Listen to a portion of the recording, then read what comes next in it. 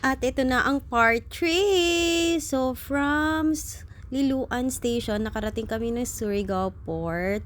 And napakaganda naman ng sleep namin, in fairness.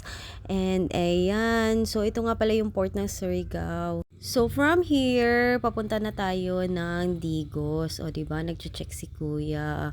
O, Pak, Surigao City is there. And we're off to Pabutuan tayo kasi pupunta tayo ng Davao, then Digos. O, syempre naman pwedeng si daddy lang magdadrive, si mommy din, charis.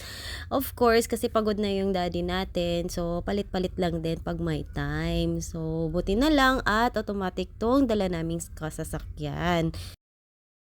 So, from Davao ay nag-lunch kami here kasi it's lunchtime na and nagsuggest nga si daddy na dito kami kumain kasi daw sabi niya masarap daw dito. Although it's not my first time here sa Davao, pero first time kong kumain here sa Pinongs.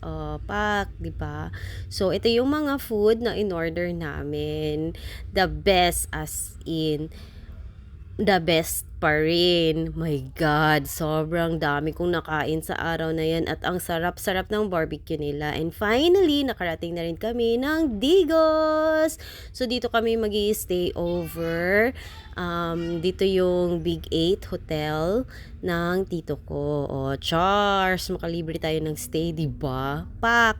In fairness, mga mamsis, dito din kasi gaganapin ang Morales Clan reunion namin. So, finally, nakarating na tayo and my Papa is waiting for us. Siyempre, excited naman yan. Makita yung mga apo niya from Luzon. O, diba? So, waiting talaga.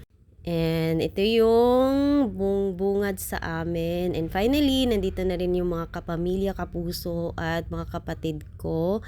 And kumakain na kami by the pool. Nandito na rin yung mga cousins, titos, and titas ko. And yan ang mama ko. Yan yung sis-in-law ko. And then, ang daming food. My God, unlimited. And finally, tutor ko kayo sa room namin. Pak!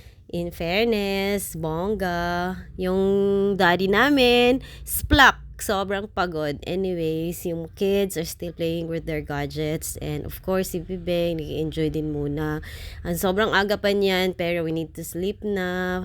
That's it! Thank you for watching. Have a blessed day.